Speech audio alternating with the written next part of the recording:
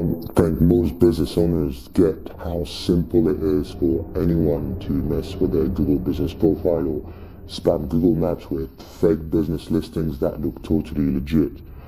Look, with millions of Google business profiles out there and new ones popping up daily, Google can't possibly keep an eye on all of them. They don't make any cash from this side of their business, and claiming a profile is free, so they're basically relying on users to do the work for them, and that leaves plenty of gaps in the system.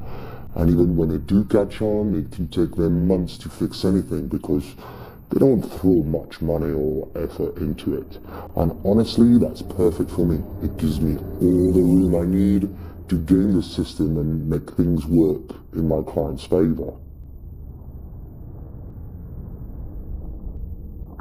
One of the tricks I've been using lately to help my clients knock out their competition and climb the ranks on Google Maps is to drag the competitor's listing map pin miles away from their actual spot.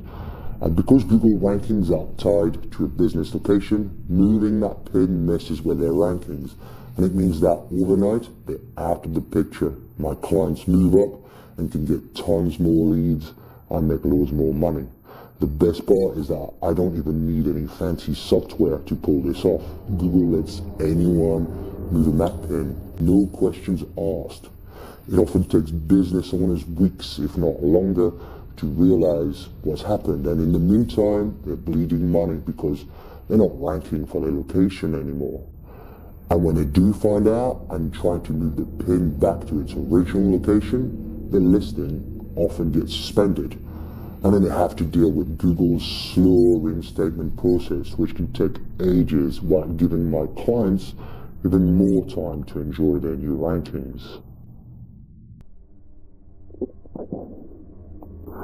You really need to keep an eye on your Google business listing because Google won't even tell you if someone messes with your map pin. Most people don't even bother checking, which is why you should sign up with services that warn you automatically that a change has been made on your listing. There's something called White Spark that can do that for you. The system will automatically notify you if your pin gets moved. And when you get that alert, you can fix the pin, but here's the tricky part. Don't just log into the Google account you use to manage your business profile. Or Google might suspend your listing. Instead, you need to use a different Google account that's not tied to your business. Then go to the Suggest Edit option and move the pin back to the right spot. It's just as simple as that. Another technique I use is to change the phone number on a business listing.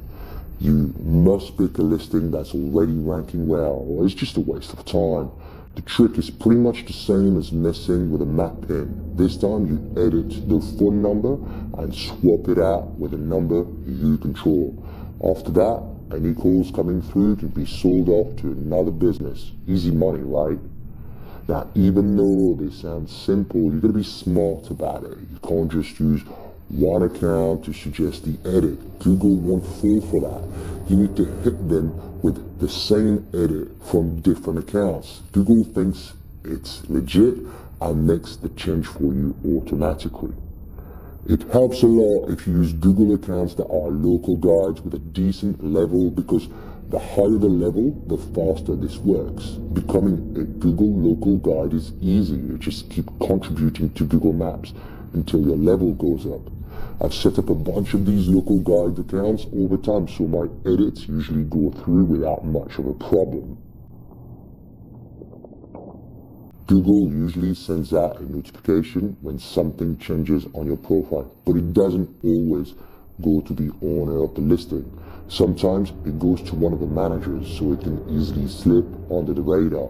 There's also a notification on the Google Business Dashboard, but let's be real, most business owners don't log in regularly, so they usually miss it. To avoid this, I tell any business owner to check their listing regularly or sign up for a service that alerts them the moment something changes. That way nothing gets by them. One of my favorite tricks is taking over a Google business profile entirely. Google practically hands this to you on a silver platter. See, there's this link on any business listing that says own this business, and that's where the fun begins. You just click on it and request access to the listing, even if the real owner has already claimed and verified it. Now, here's the beauty of it. Google sends an email to the owner letting them know someone wants access. But if they overlook the email or don't respond within a few days, guess what?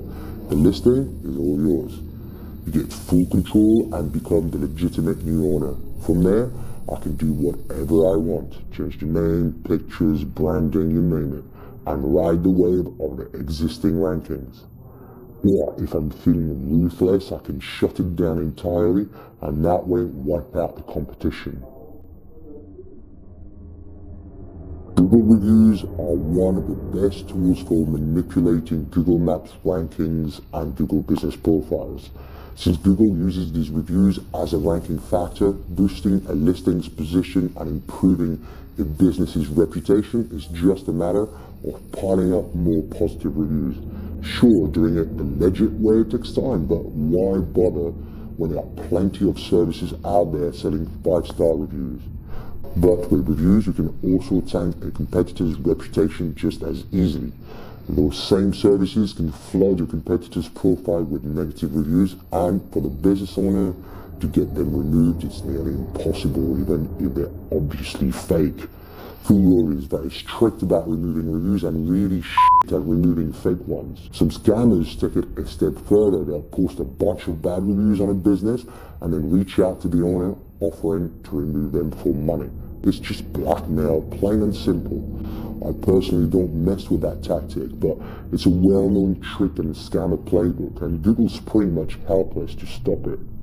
Another popular move is using the close or remove section in the edit option on the listing. It's a favorite tactic among scammers to quietly eliminate some of the competition by suggesting a business is either closed or a duplicate of another listing. But it's not just about eliminating the competition. You also want to help your clients boost their listings rankings. Buying backlinks that point to a website, for instance, really helps achieve that because it improves the website's authority, which in turn helps the Google business profile show up better on Google. And just like with buying reviews, you can find plenty of websites offering these kinds of services. And the funny thing is, all this stuff technically breaks Google rules, but if you search for these services on Google, they're easy to find. Google doesn't seem to stress about it much though, since they're not making money on this. They just automate most of their processes. So as long as that's how it is, there's always going to be people like me taking advantage of the system.